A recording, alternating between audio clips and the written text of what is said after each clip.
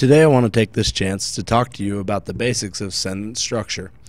Now, the basics of sentence structure is something that you're probably decently adept with, at least when verbally expressing yourself. But sometimes we run into some problems when we write things down. It turns out the verbal speech patterns that we have don't always match up with the written speech patterns. So today we're going to talk about a couple things that are important in order to formulate better sentences and more powerful sentences and avoid some problems that are pretty common with sentences.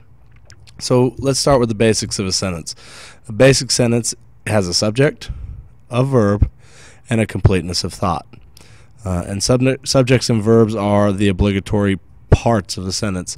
If we think about it, you can't have a sentence without something doing something. So it's important to understand that. The subject is what you're writing about, and then the verb is what that subject is doing. The subject will always be a noun, okay, and the verb will be whatever that noun is doing. So let's look at this example. The dog runs alongside his owner. The subject of the sentence is the dog, which is the noun doing the action, and the action that that dog is doing is running.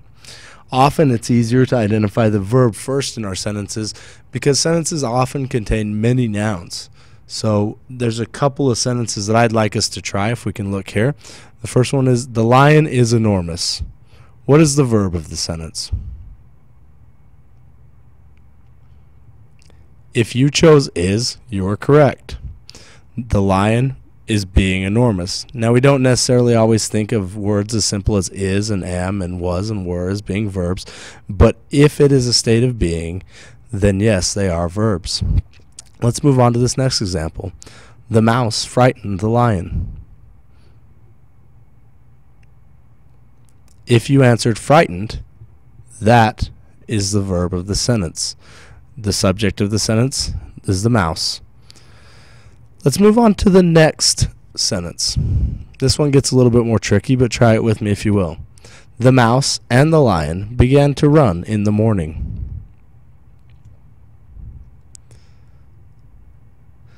If you said began, you were correct. If you said to run, you were incorrect. While began is certainly a less descriptive sounding verb than that of run, the fact that run has to in front of it makes it a verbal phrase, which turns it into a sort of noun. It's important to note that when we're looking at our sentences that we will never ever have a verb that starts in the to form.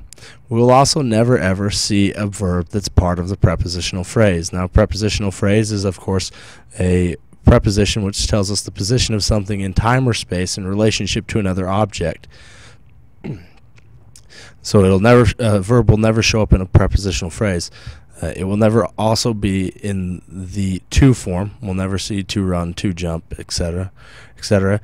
We'll never see that as the main verb of a sentence. It will also never end in ing and be alone. It's important that I stress that. That's another type of verbal. So, for example, running, that becomes a noun. Now, it is important to understand that it can end with ing as long as it is adequately supported by a helping verb. For example, I am running. The verb of that sentence is am running. It's compound. It's a complex verb. It's got two parts, and that is the verb of that sentence. Let's look at some examples of these. He loved to jump in the morning to start his day. All right, what is the verb there? If you said loved, you are correct. Remember, the verb will never ever show up in the to form. Let's look at this next sentence. Jogging is good for your heart. What is the verb? If you said is, you are correct. Jogging is a verbal. It's turned into a noun in this case and becomes the subject of the sentence and thus cannot be the verb. It's important to note that sometimes an extra word may sit in the middle of the verb. This often happens, for example, in the case of I am still listening to music.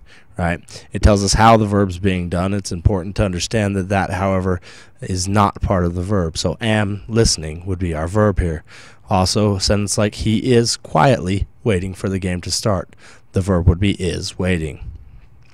At times, subjects might follow verbs. For example, if your sentence starts with the words there is or here are, you may have something like there is a name tag for all of the participants. The subject is, okay, and the name tag would be the the verb is, and the word name tag would be the subject of the sentence. Also, it's important to understand that at times in command form in the English language, you will not see the subject. It appears as if the sentence doesn't have a subject. However, it's an implied you. For example, in the sentence sit down, essentially you're telling the person you sit down.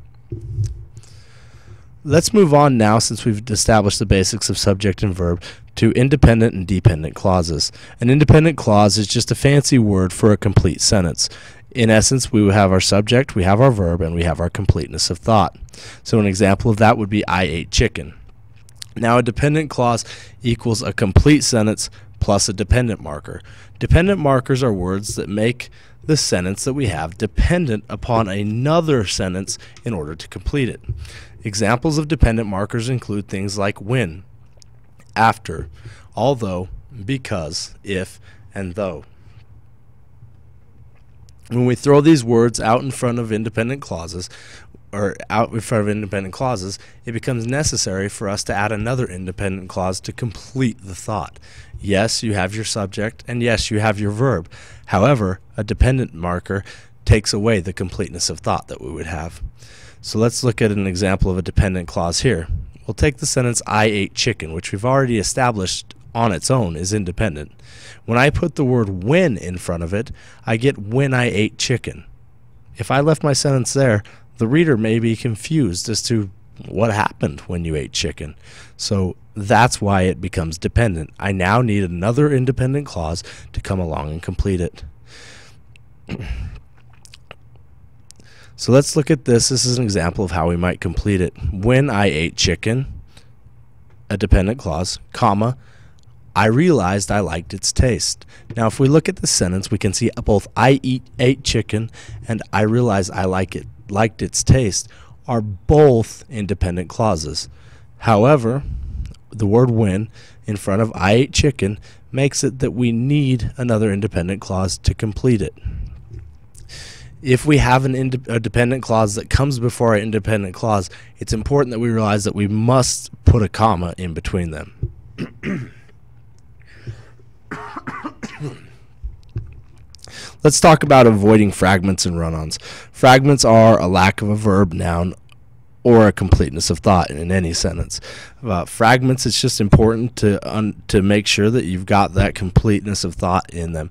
If you can read it and there's no question marks in your mind as to what you're trying to say, that's often good. Now, sometimes we tend to read our own writing and more easily understand things, and fragments are sometimes hard to catch on our own. Fragments can be used stylistically, however, that takes a lot of authorial expertise to do, and hopefully we'll progress to that at some point. But for now, let's try to avoid fragments. Next, we're going to talk about run-ons. Run-ons contain multiple nouns and verbs without the proper punctuation to set them apart. There's a couple different types of punctuation we can use to avoid run-ons. The first thing we can do is we can use periods. We can come to a halt and place a period between two independent clauses because they're complete sentences. They can stand on their own. They don't need to be connected in order to continue on. So the example here, we have the dog is lime green, period. It loves to eat sprouts. Each sentence makes perfect sense on its own and is easily separated with the period from each other. The next option we have is to use a comma and a conjunction. Whenever you use a conjunction to combine two independent clauses, you always need a comma to come before the conjunction. A lot of times what we'll see is students tend to use conjunctions, especially words like and but, between their sentences, but they don't separate them with a comma. So for example, here we have the dog is lime green, comma, and it loves to eat sprouts.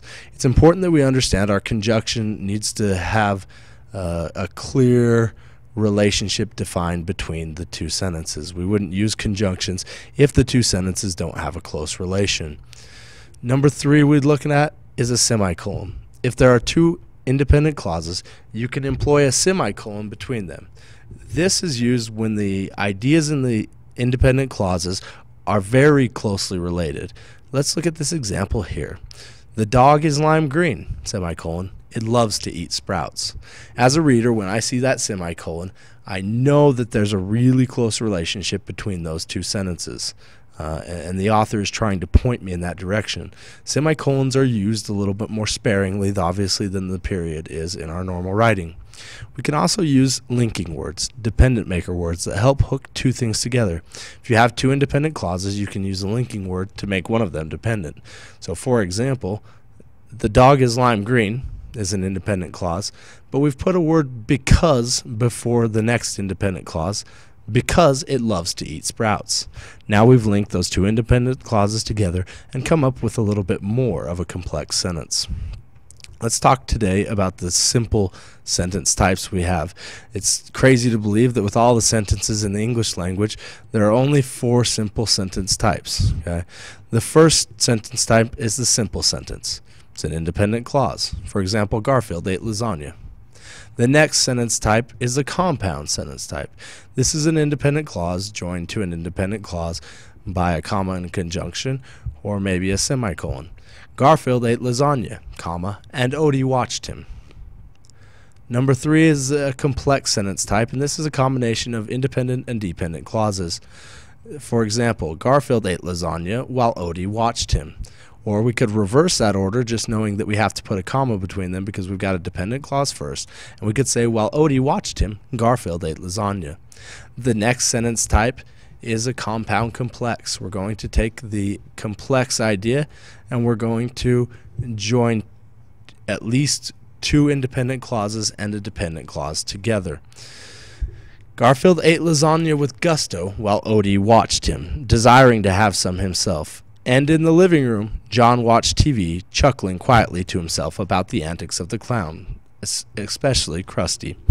So if we look here, we can see Garfield ate lasagna with gusto while Odie watched him. An independent clause, Garfield ate lasagna with gusto, is joined by a dependent maker into a dependent clause while Odie watched him.